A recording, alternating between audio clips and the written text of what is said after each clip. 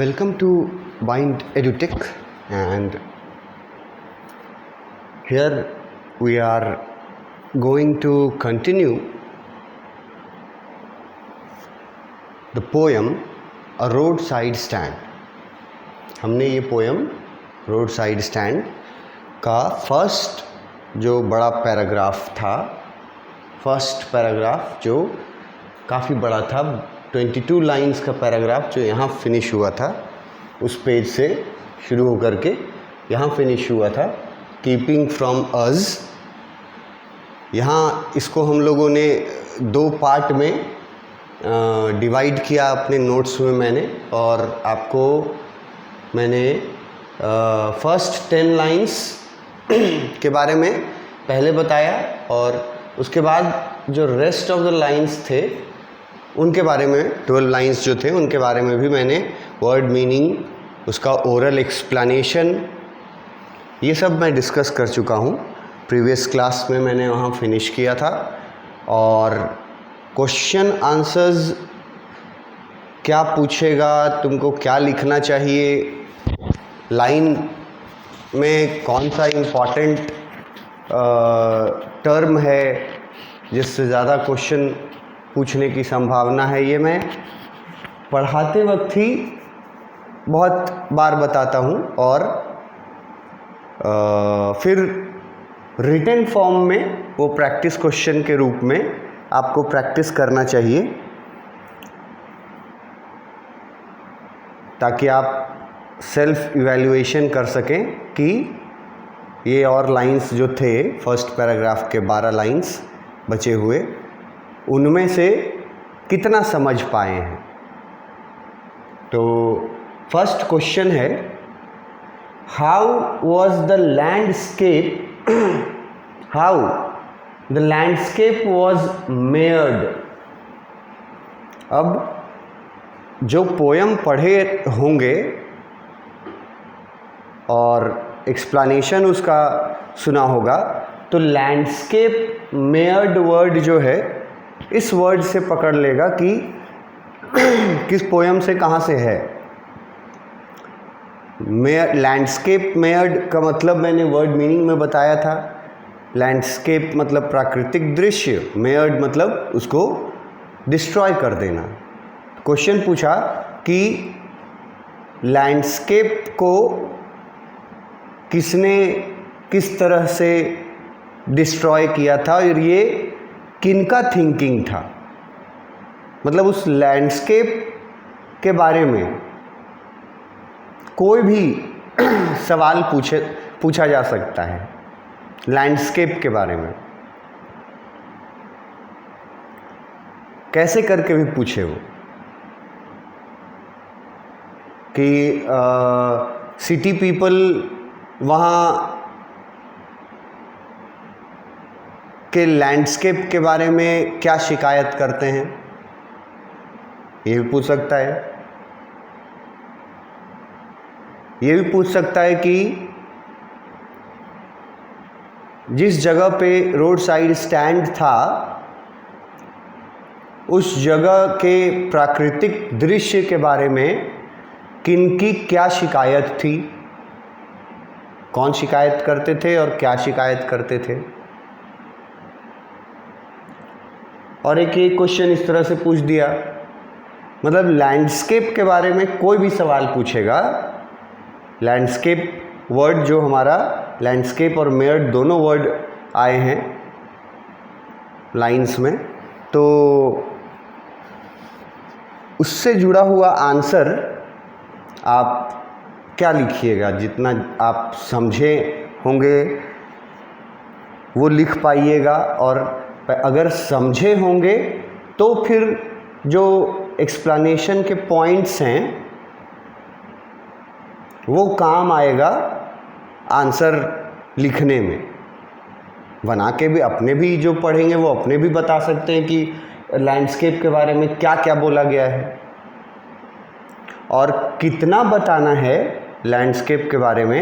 ये भी डिपेंड करता है कि कितना मार्क्स का सवाल है। 1 नंबर का क्वेश्चन रहेगा तो 1 नंबर जैसा जवाब देंगे, शॉर्ट उतना देंगे। 2 नंबर का रहेगा तो ऐसा लैंडस्केप के बारे में जो भी बताया गया है और बढ़ाएंगे उसमें। 3 नंबर का क्वेश्चन दे देगा तो भी फिर लैंडस्केप के बारे में उतना चीज़ बताया गया है आपको कि वो 3 नंबर तक आप लिख सकें। तो ये क्वेश्चन का आंसर आपके पास होना चाहिए अगर लैंडस्केप से रिलेटेड कोई भी सवाल पूछा। लैंडस्केप के बारे में क्या बोला गया है, किसने बोला है, किन पर आरोप लगाया है, लैंडस्केप को क्या मतलब according to city people landscape को किस चीज़ ने ख़राब किया है, लैंडस्केप से रिलेटेड कोई भी सवाल तो उसमें वो सारा चीज़ आप बताएंगे जो लैंडस्केप से रिलेटेड आपको पढ़ाया गया है। और डिपेंड करेगा कि कितना लेंथ जाएगा, मार्क्स कितना है, इसमें कितना मार्क्स कैरी करता है ये क्वेश्चन लैंडस्केप से, उस पर डिपेंड करेगा कि कितना बताएंगे। Question number B, What was sold there at roadside stand? Road side stand पे क्या क्या ऑफर किया जाता है, क्या क्या बेचा जाता है। अगर ये पोयम पढ़े हो तो बहुत क्लियरली मैंने रिपीटेडली बताया है कि क्या क्या वहाँ पे बेचा जाता है। जो 11th लाइन में ही था, offered for sale wild berries in wooden quartz, और एक लाइन था जिसमें एक वेजिटेबल के बारे में था। तो अब ये क्वेश्चन भी कितने मार्क्स का पूछता है उस पर डिपेंड करता है कि कितना बताएंगे उन चीज़ों के बारे में। 1 नंबर का पूछेगा तो अगर 2 ही चीज़ बता दे तो काफ़ी है कि वहाँ वाइल्ड बेरीज और गोल्डन स्क्वैश ये ऑफ़र कर रहे थे, ये बेचा जा रहा था। 1 नंबर का पूछेगा इतना काफ़ी है। 2 नंबर का पूछ दिया तो थोड़ा इसको बढ़ाओगे कि वहाँ वाइल्ड फ्रूट्स जो वो फॉरेस्ट से लाता था फार्मर, कंट्री साइड पीपल जिसका था वो जगह, वाइल्ड फ्रूट्स जो वो मेहनत से लाता था फॉरेस्ट से, और फिर मेहनत से उगाई गई सब्जियां,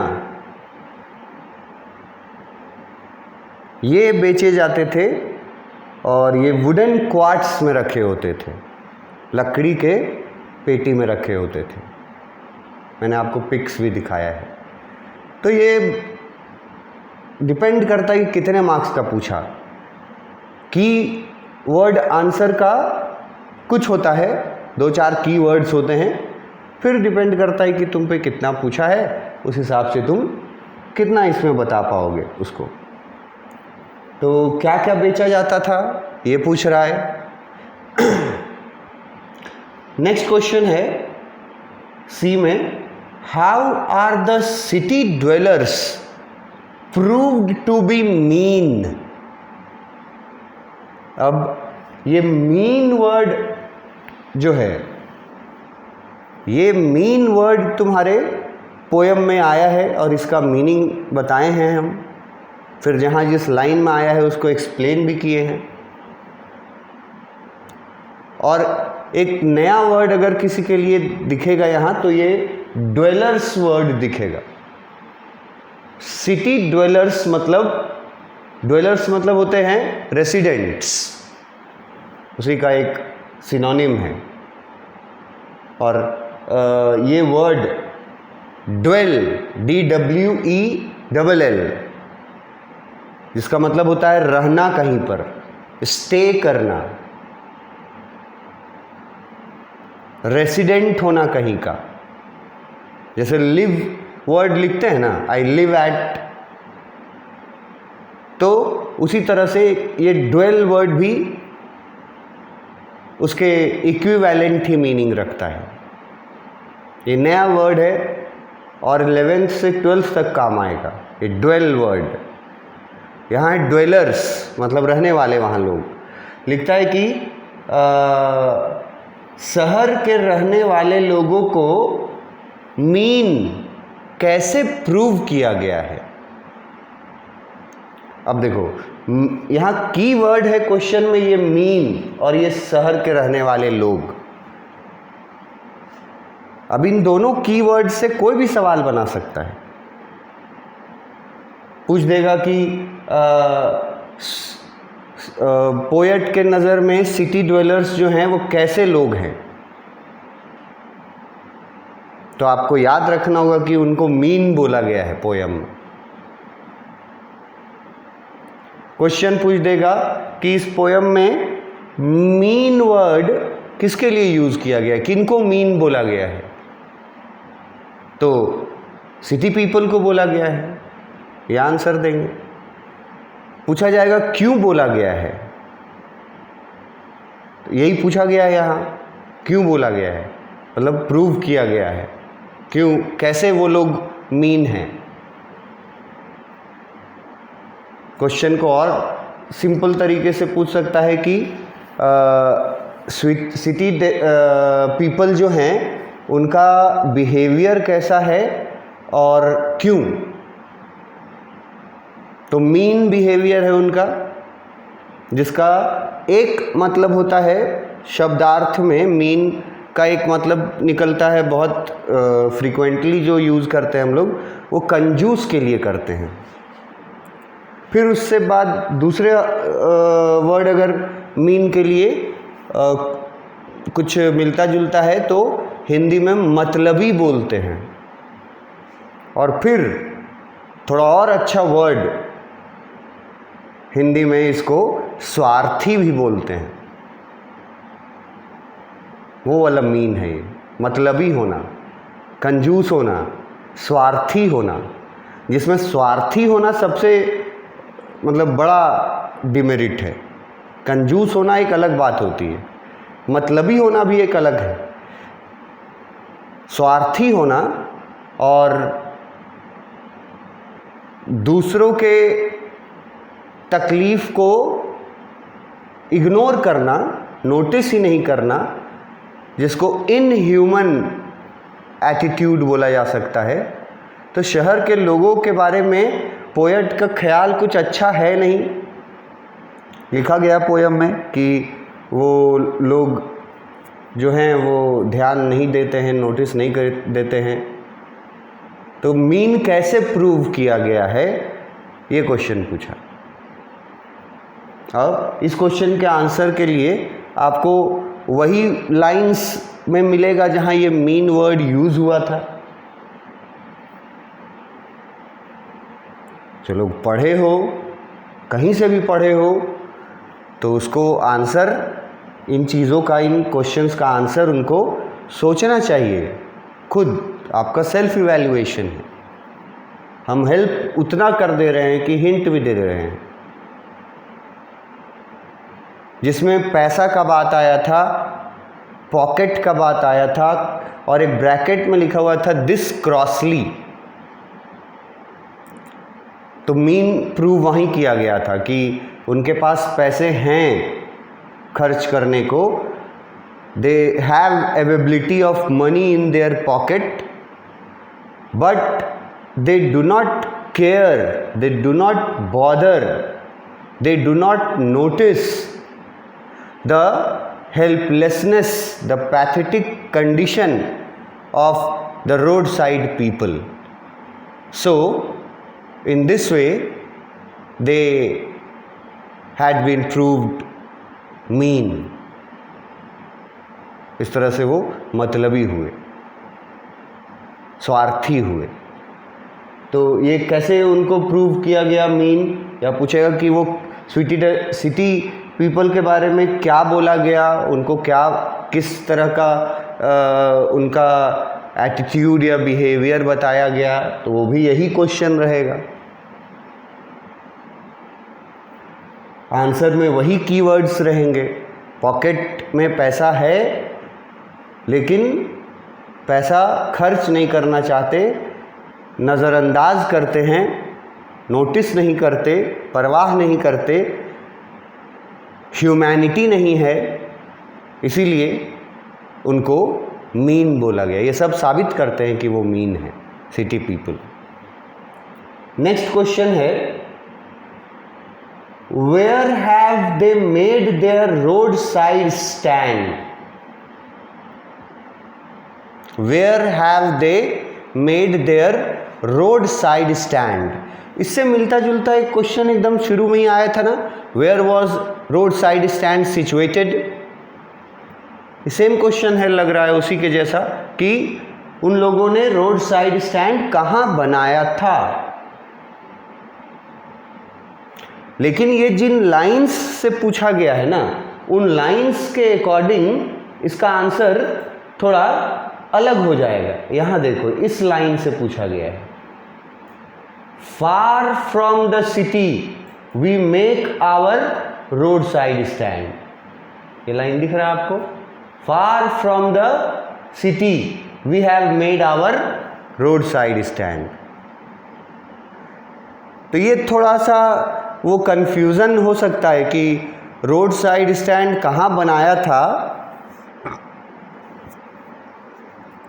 अगर कंफ्यूजन रहे उसमें तो ये भी बता दो, फार फ्रॉम द सिटी, और फिर उसमें ये भी ऐड कर दो कि रोड के एज पर, किनारे पर एक छोटा सा पुराना घर, उसी के सामने एक नया शेड, वही शेड रोड साइड स्टैंड कहलाया, तो वहाँ बनाया था। मतलब ये भी जानकारी अब एडिशनल दे देना कि फार फ्रॉम द सिटी। ये इस लाइन में क्लियरली लिखा हुआ है, तो यहाँ पर ये आना चाहिए, की वर्ड है ना, फार फ्रॉम द सिटी, क्योंकि वो लिखा हुआ है उन लाइंस में, जिन लाइंस से रिलेटेड क्वेश्चंस पूछा जा रहा है। फिर है, why do the farmers need some city money to feel in hand? देखो वो लाइन भी है जिसमें ये बात बताया गया है, लिखा गया है, they want to feel money in their hand. Why? Question पूछ दिया वाई। अब इसी क्वेश्चन को बहुत तरीके से पूछा जा सकता है। जैसे पूछेगा कि वो अपने हाथों में क्या फील करना चाहते थे, तो मनी फील करना चाहते थे। पूछ देगा कि सिटी पीपल क्या फील करना चाहते थे अपने हाथों में, तो मनी फील करना चाहते थे। और यहाँ सवाल कर दिया कि क्यों वो लोग मनी फील करना चाहते थे, अपने हाथों में अब पैसा चाहते थे। और इसी क्वेश्चन को, इन्हीं लाइंस में से ये क्वेश्चन भी दे सकता है जिसमें ये टर्म यूज़ हुआ है तुम्हारे पोयम के लाइन में, मेक आवर बीइंग एक्सपैंड, और इसका मीनिंग भी हम बताए हैं। ये दोनों क्वेश्चंस जो हैं वो, उनका आंसर जो है वो ऑलमोस्ट सिमिलर रहेगा। पहले तो सिटी पीपल की ख्वाहिश क्या है, विश क्या है, इच्छा क्या है, कि वो तो इच्छा है कि उनके हाथों में भी पैसा आए। They also want to feel money in their hands. क्यों? इसका जवाब तो यूनिवर्सल है। एकदम बिगिनिंग से, इंट्रोडक्शन से बताते आ रहे हैं कि वो लोग अपने पैथेटिक कंडीशन से ऊपर उठने के लिए, अपने लिविंग स्टैंडर्ड को बेहतर बनाने के लिए, अपने बेसिक नेसेसिटीज़ को पूरा करने के लिए, इन्हीं सब चीज़ों के लिए उनको पैसे की ज़रूरत थी। Therefore they want to feel money in their hands. और यही आंसर इसमें भी रहेगा, क्योंकि इसका मीनिंग भी बताए थे हम। मेक आवर बीइंग एक्सपैंड का मतलब है अपने जीवन स्तर को सुधारना, ऊपर करना, बढ़ाना का मतलब यहाँ है अपलिफ्ट करना, अपग्रेड करना, अपडेट करना। तो यहाँ भी वही आंसर आएगा कि सिटी पीपल चाहते हैं कि उनके हाथों में भी कुछ पैसा आए और उन पैसों से वो क्या करेंगे, they want to make their being expand. वो अपने लाइफ को, अपने और अपने फैमिली के लिविंग स्टैंडर्ड को, जो बहुत पैथेटिक कंडीशन में है, उसको बेटर करने की कोशिश करेंगे और इसके लिए उनको पैसों की ज़रूरत है, इसीलिए उन्होंने रोड साइड स्टैंड खोला है। तो ये वो लोग क्या फील करना चाहते थे अपने हैंड में। अब यहाँ देखो, फार्मर वर्ड यूज़ कर दिया, रूरल पीपल भी यूज़ कर सकता है, रोड साइड पीपल भी यूज़ कर सकता है। क्या फील करना चाहते थे, क्यों, अपना डेवलपमेंट के लिए। ये तो यूनिवर्सल आंसर है कि गरीब लोग जो हैं वो अपने डेवलपमेंट के लिए, अपने अपलिफ्टमेंट के लिए ही पैसा कमाना चाहते हैं। और ये लाइन में वही बात लिखा गया है, अपने लाइफ को एक्सपैंड करने का मतलब है अपने लाइफ को बेहतर बनाना। ये वहाँ से आंसर आएगा इसका। उसके बाद नेक्स्ट क्वेश्चन है, what is the promise of the ruling party. What is the promise of the ruling party.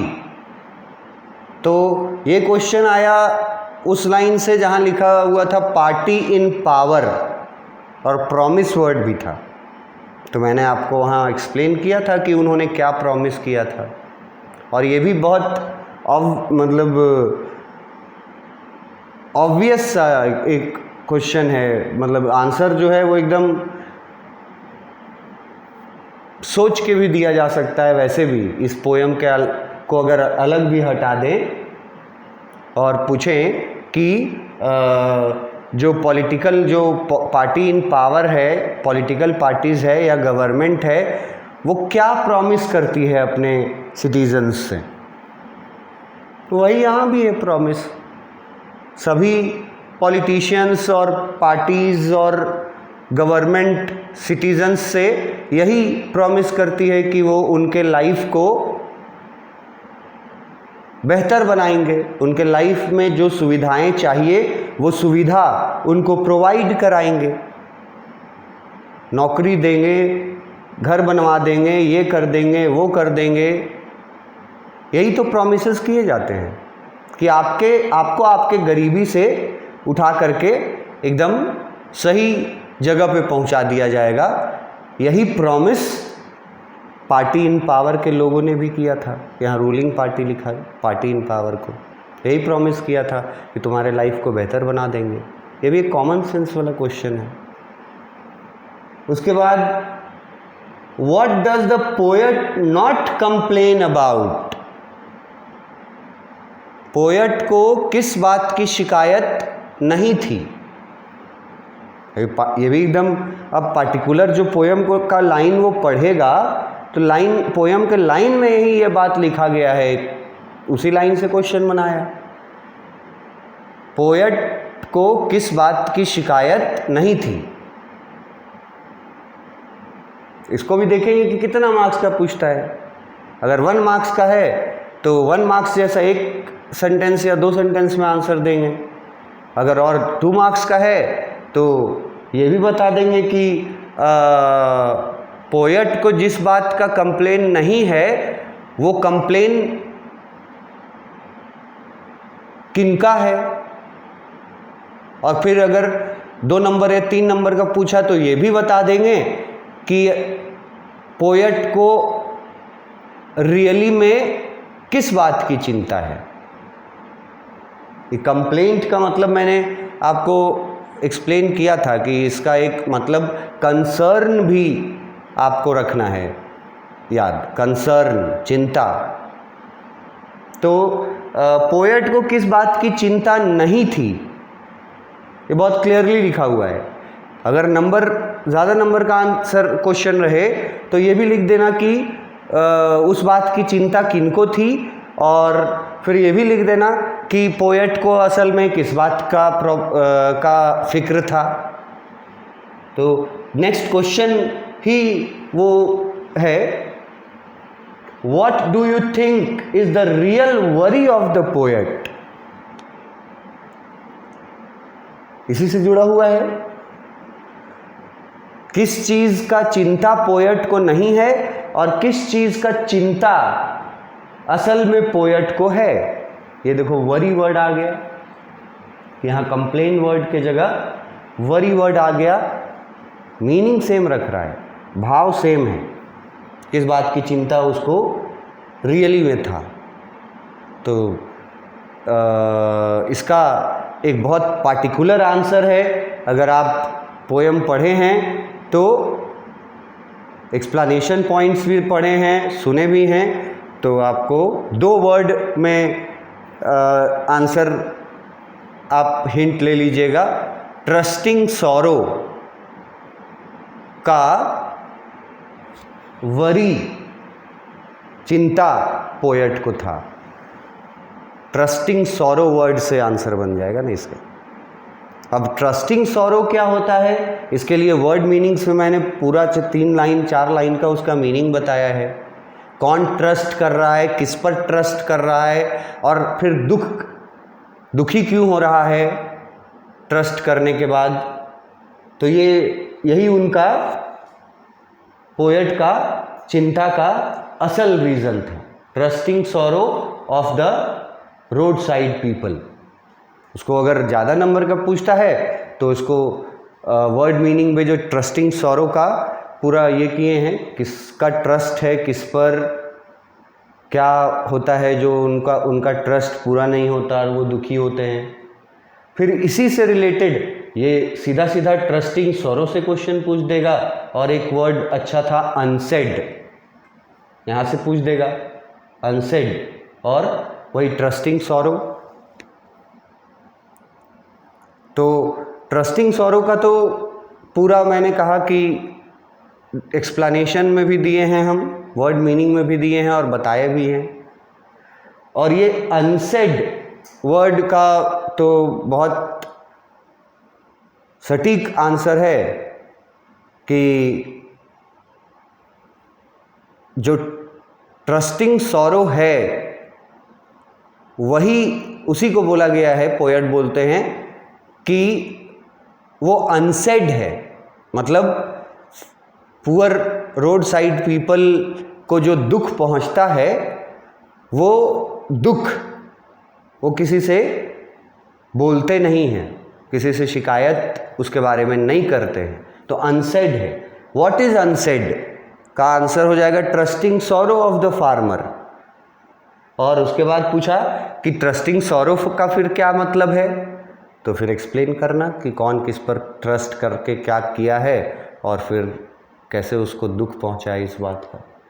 इतने क्वेश्चंस जो थे वो आपके लाइन बाय लाइन, जो फर्स्ट पैराग्राफ 22 लाइन का है वहाँ तक का दो पार्ट में बांट करके, और मैंने आपको एक्सप्लेन किया, वर्बली किया, रिटन में आपको एक्सप्लेनेशन पॉइंट्स दिए, फिर वर्बली क्वेश्चंस भी डिस्कस किए, आंसर्स की ऐसे पूछेगा इस लाइन से तो ये लिखना, और फिर क्वेश्चन तुमको प्रैक्टिस के लिए दिए हैं। ये प्रैक्टिस में अगर तुम अपने आप को कंफर्टेबल महसूस करते हो तो समझना कि पोएम तुमको कुछ समझ में आया है, कुछ लिख पाओगे। और अगर तुम्हारे दिमाग से बाहर चला जाता है कोई भी क्वेश्चन तो फिर इसका मतलब है कि तुम्हारा तैयारी ठीक नहीं है। तो प्रीवियस वीडियोस को देखो, जहाँ जहाँ वो लाइन है वहाँ का एक्सप्लेनेशन सुनो, और निश्चित रूप से तुमको जो बाउंस कर रहा होगा वो चीज़ तुमको समझ में आ जाएगा।